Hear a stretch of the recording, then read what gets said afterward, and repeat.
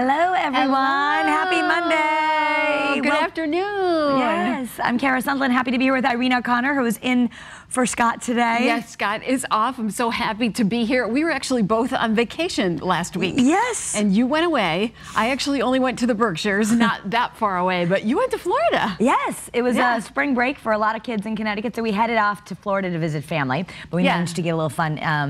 I showed a picture on my Facebook page that a lot of people have been interacting with of whether they think they would do this or not, but a little shot of my kids and I parasailing because Dennis would much prefer to be a photographer. He likes to keep his feet on the ground, but it was actually not scary at all. It was beautiful. We saw dolphins, so that was a lot of fun. And then just a little highlight, we went to this place called the Trade Winds, which is a great family place, and they have water slides, and there's our family water slide competition. Notice I'm on the left. Mommy wins. Mommy wins. Yes. Taking home the victory.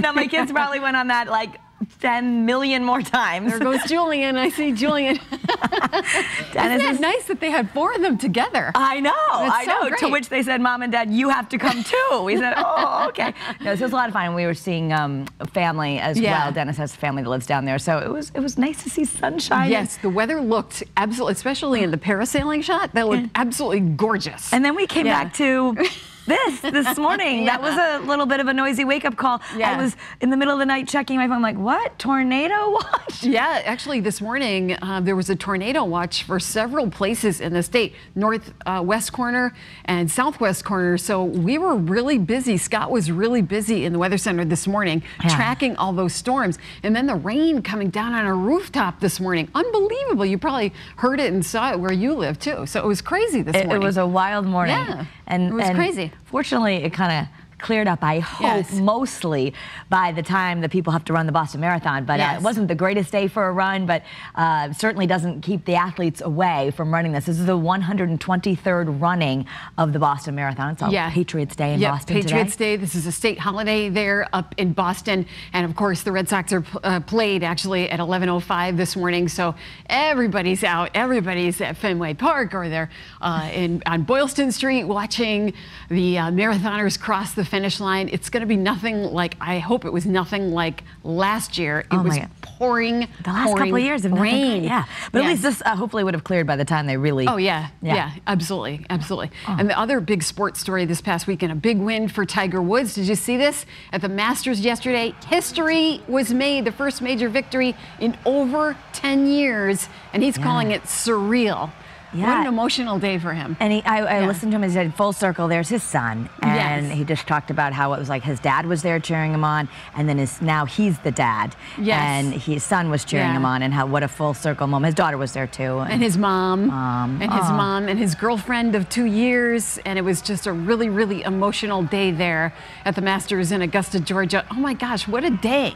What a day. What a comeback. Talk about a comeback, right. Highs and lows. And they say that this win and what that translates into marketing is like a $25 million win, because, you know, what a story. Yeah, and what a story for Nike. And everybody's buying this shirt. See that shirt he has on there?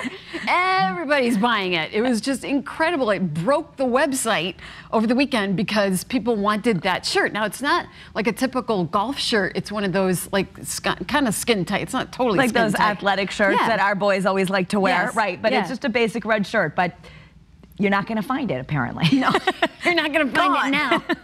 I remember him wearing a red shirt there many, many years ago when he was, you know, still I wonder in the if that was something that he thought of, like maybe he likes to wear red shirts. But nostalgic. It was a huge night for Game of Thrones fans with the kickoff of the show's 8th and final season. Certainly a lot of talk about. It's the most watched HBO show ever, and now we're still getting ratings. I mean, because it was watched on so many platforms.